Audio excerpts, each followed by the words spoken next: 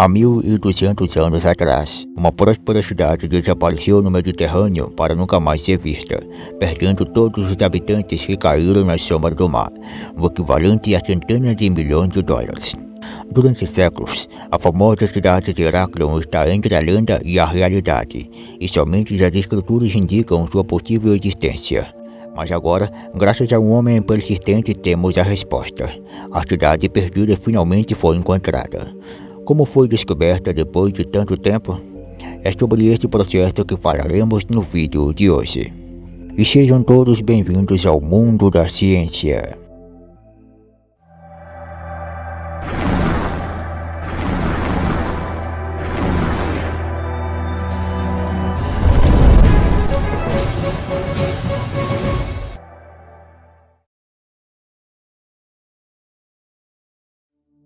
Muito antes de Heráclion ser submersa nas profundezas do mar Mediterrâneo, era uma metrópole populosa e extensa, recebendo viajantes de navios de perto e de longe.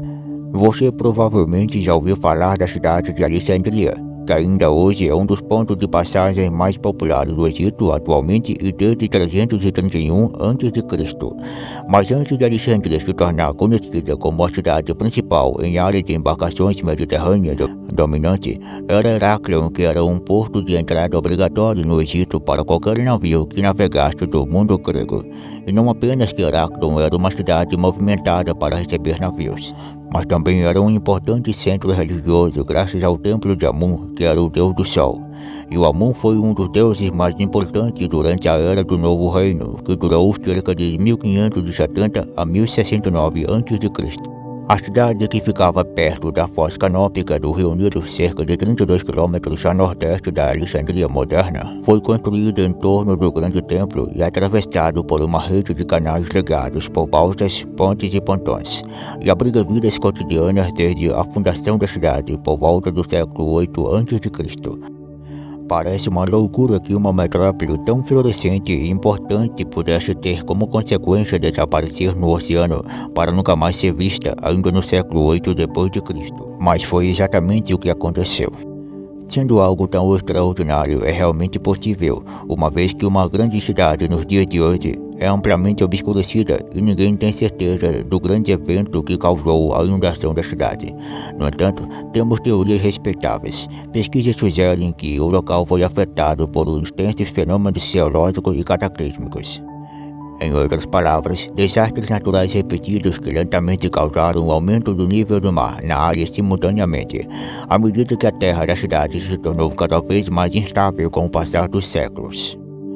Os prejuízos cobraram seu preço. O ponto de virada ocorreu no final do segundo século a.C., provavelmente após uma inundação severa e prolongada, um terremoto, ou foi quando o terreno em que a ilha central de Heráclion estava assentada acabou evaporando o solo, a argila dura, e se transformou em um líquido instável parecido com lodo, e a enorme quantidade de edifícios como o grande templo começou a desmoronar violentamente na água, enquanto alguns residentes corajosos optaram por permanecer na área. Nas eras romanas e árabe até o final do século 8 d.C., as partes que ainda restaram da cidade foram engolidas pela mãe natureza. Durante a maior parte dos 1.200 anos, a famosa cidade perdida tornou-se nada mais do que uma memória e nada mais do que uma história quando entramos no século XXI.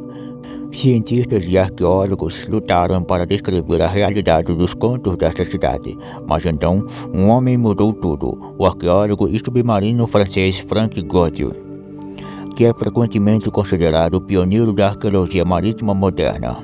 Franck Godieu foi anteriormente um consultor financeiro do Reino da Arábia Saudita e de vários outros governos, mas foi na década de 1980 que ele deu um desvio em sua carreira, focando em sua verdadeira paixão debaixo d'água, na arqueologia. Ele criou o Instituto Europeu de Arqueologia Subaquática em 1987, do qual continua sendo presidente, enquanto as últimas 3 décadas e um pouco resultaram em inúmeras descobertas de naufrágios, incluindo 2 galeões espanhóis. Sem dúvida, não há achado mais importante do que o egípcio Atlantis Thonis Heráclion. Thonis e Heráclion era na verdade a mesma cidade, apenas com 2 nomes. Thonis era egípcio e Heráclion era grego. Desde o meado da década de 1990, Frank Goodyear e sua equipe passaram anos examinando a vasta área de Abu Qir Bay, na costa do nordeste do Egito, a cerca de 6,5 quilômetros da costa de Alexandria. No ano 2000, Frank avistou algo revolucionário. Enquanto os mergulhadores nadavam, uma faixa de pedra colossal emergiu das sombras dentro da água. A primeira de muitas relíquias que eles estavam prestes a descobrir levou anos para mapear as ruínas de toda a cidade espalhadas pela parte oeste da Baía de Abu Qir, em grande parte em profundidade de aproximadamente 10 metros. A equipe finalmente conseguiu uma medida de tamanho para a cidade perdida, 10,9 por 14,9 quilômetros. Este é o tamanho do seu campo de pesquisa, e talvez ainda pode ser maior. O campo de pesquisa é maior do que toda a cidade de Paris, capital da França. Mas como uma equipe de mergulho consegue encontrar tais ruínas relativamente condensadas em um mar que abrange um total de 295 km²? Em colaboração com o Conselho Supremo Egípcio de Arqueologia, eles foram capazes de utilizar o equipamento técnico mais sofisticado, usando draga, máquina que serve para tirar objetos do fundo do mar, lagos e etc.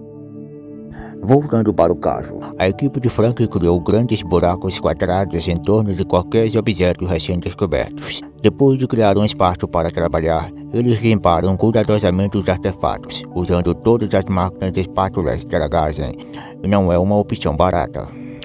Usando uma e outra vez pode custar para centenas de milhões de dólares, dependendo do tamanho da operação.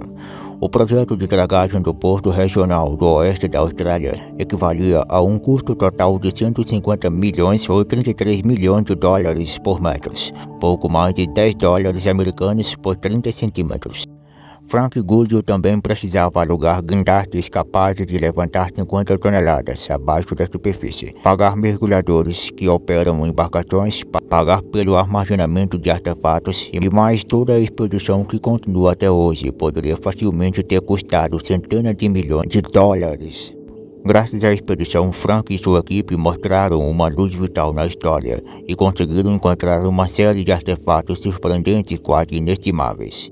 Destacando a longa lista de descobertas são moedas de ouro e pesos feitos de bronze e pedras, pedaços de pedras satas com inscrições em grego antigo e egípcio antigo, os restos de mais de 64 navios, uma série de enormes estátuas, centenas de estátuas menores representando deuses menores, numerosos amuletos e amuletos religiosos, e muito mais mumificações de calcários do que eles poderiam contar cada um.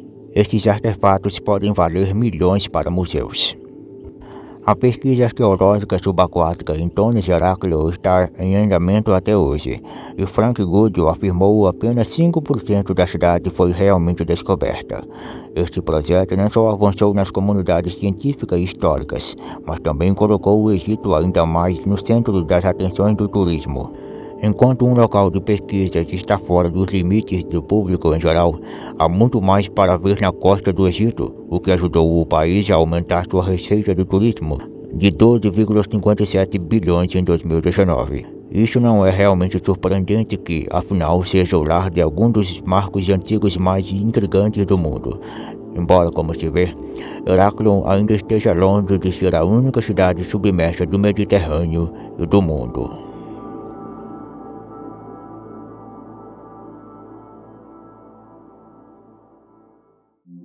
E este foi o vídeo de hoje. Muito obrigado a vocês por ter assistido esse vídeo até aqui. Mas antes de ir embora, não se esqueça de se inscrever no canal, deixar o seu like e ativar o sininho de notificações. E até a próxima quarta-feira.